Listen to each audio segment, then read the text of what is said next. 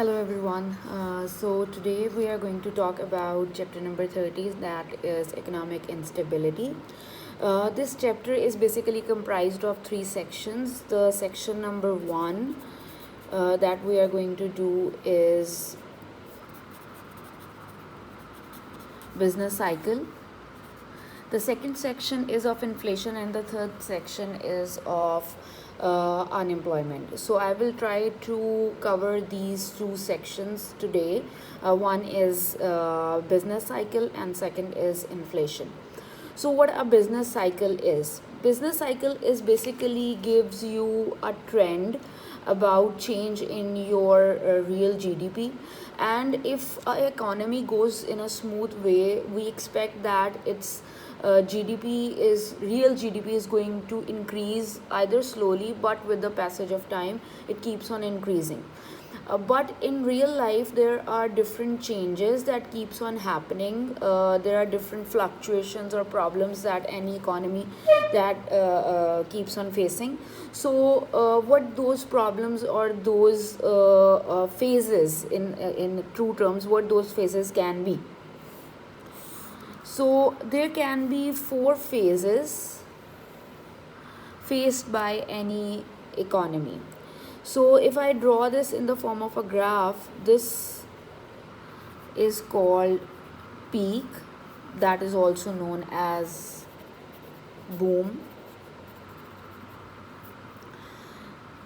Then your economy starts falling down, that's called recession. Then comes depression, that is also called trough, and then it start reviving again, and this is called recovery, and again it reached to its peak. Recovery is also known as expansion. So let's discuss each of them one by one. Firstly, what happens in the boom period of time or in the peak period of time? It is said that your real GDP is highest and your price level is likely to be highest. All of your resources are almost fully employed. They are the standard of living of the people is high, or they are enjoying more goods and services. But what happens then, that this is the time where your real GDP is the maximum, and it will not beyond expand beyond that. What will happen after that, when your price level is likely to be highest? What happens that there are many people who are unable to afford this highest price level. So when they are unable to afford this highest price level, so due to increased prices, there is somehow decrease in the aggregate demand. Aggregate demand is the overall demand of the economy. So when the aggregate demand declines, there are things that remain unsold in the market. When things are remaining unsold in the market, so producer, what will they will do? They will reduce their production, because automatically when there are things in the market, they do not need to produce them more. So what they will do, they will decrease their production of that particular good or goods in general. So when they decrease their production, so automatically they are going to decrease the number of people who are employed in their businesses. When it is going to when number of workers, they are going to reduce the number of workers, the employment level is going to decrease, per capita income of people will decrease, and definitely the standard of living of the people will also come down. So what this phase will call, this will call recession. So when your real GDP is lowest, when there are lots of people who are unemployed in the economy, and your sectors are not working well, so this phase is known as depression or trough. In this time period your GDP is likely to be lowest, and we expect that it cannot go beyond this beyond this year. And here again the price level will also likely to decline. So now this will be a trigger point that will leads your economy towards expansion. How it will expand, that as the price level has decreased, so now there are people who will be able to afford commodities, so your aggregate demand will start increasing, and again the process will start to continue, that your aggregate demand will increase, and due to aggregate demand producer will produce more, and as they will produce more there will be chances of more employment, level of income of people will increase, and ultimately their standard of living will increase, and with the other effects your real GDP will start expanding, and you will come into the recovery or expansion phase. Now the point here is this, that whether a country always enjoys peak, or those countries who are in depression will always remain there. No, this is not like that. There are phases of these, but every country has to go through these different phases. If there is peak, they have to go for the downfall, and if there is a downfall, they have to recover from that. But if like your business cycle is like this, it means there are very rapid ups and downs in your economy, so your economy is not showing a consistent behavior. If your business cycles are like this, it means that there is a consistent behavior, and you can clearly see that your economy is changing, and even the people who are from outside can clearly see that there are changes coming into your economy. So it's a predictable one, and it is easy to handle. So this is just all for your business cycle. So it's just a theoretical concept, and you just need to understand that what these four phases are.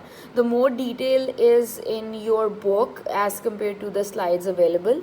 So with the help of this you can answer the question that we have asked. Next is the section number 2 that deals with inflation. So what inflation is, generally we know that the prices has been increased. So what generally inflation is? Inflation can be defined as, in easy terms, when too much money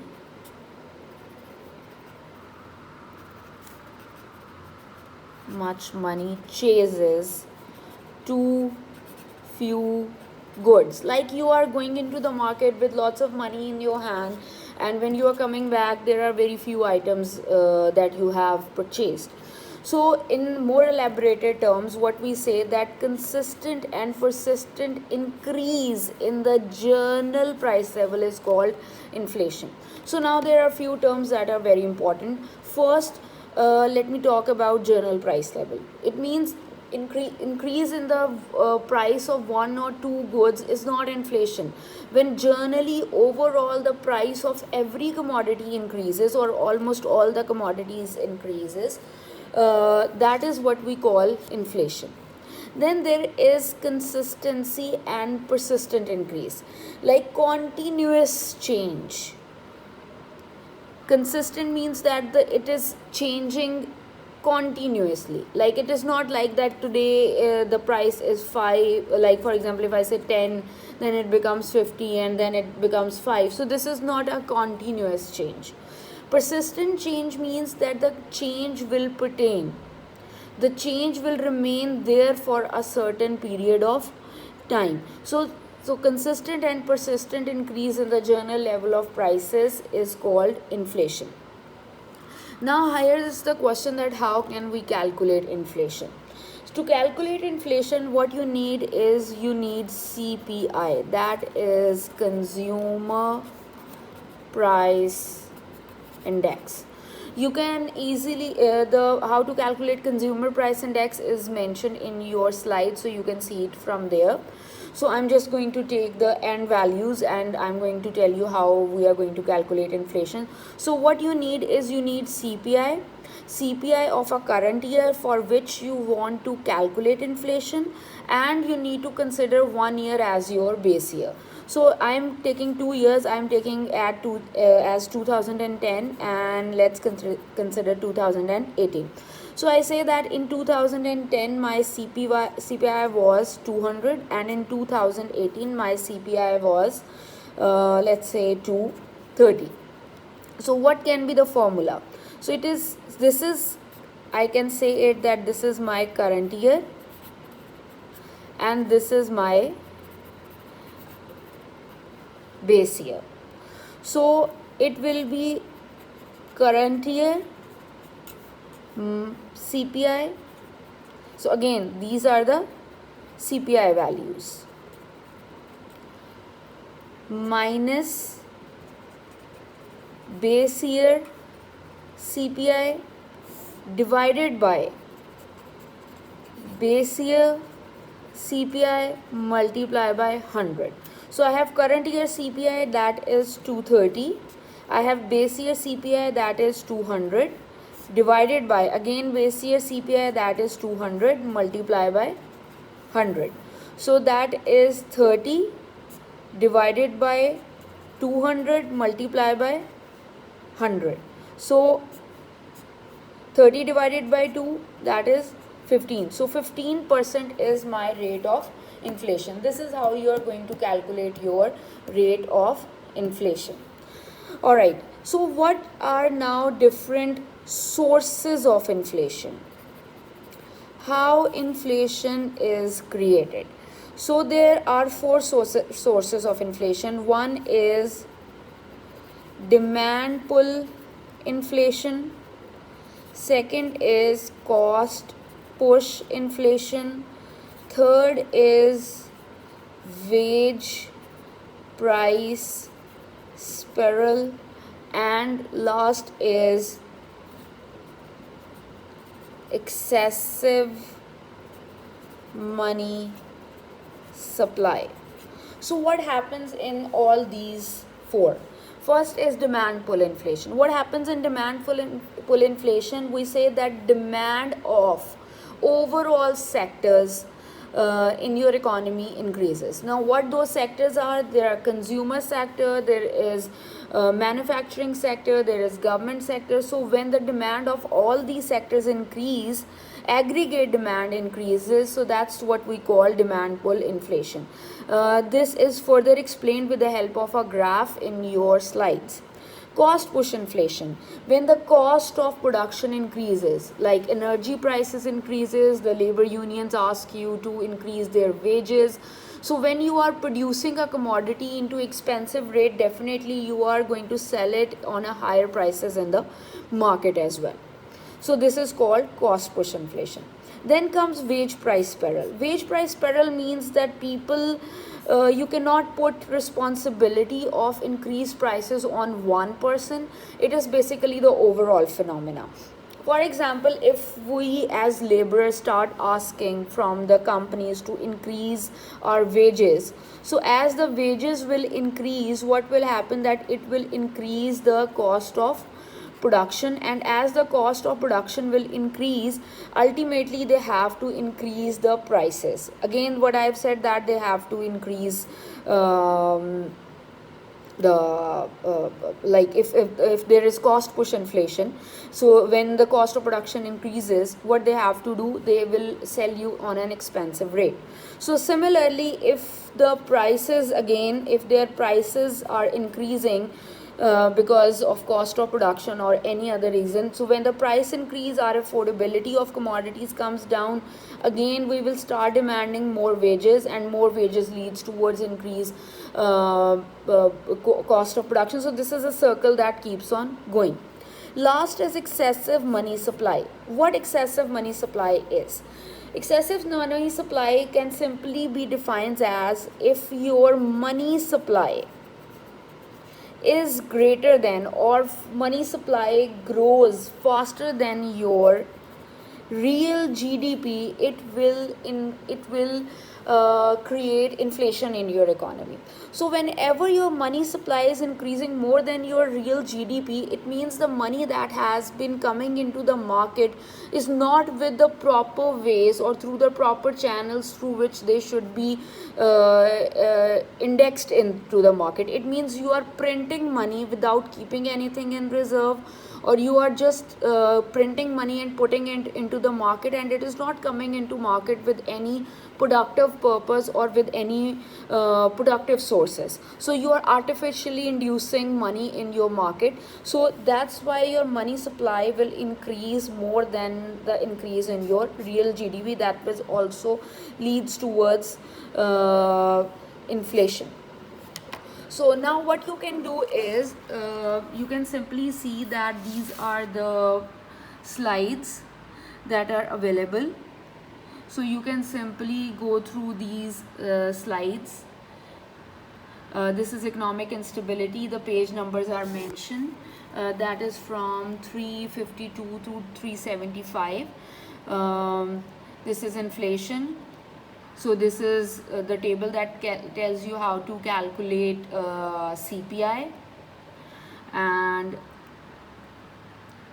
these are different measures. Alright, so I will discuss employment in the next video.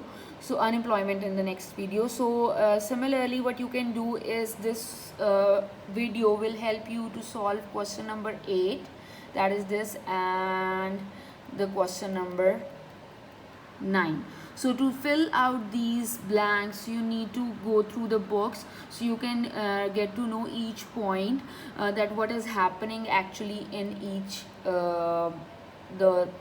phase, like in peak, recession, depression, and recovery.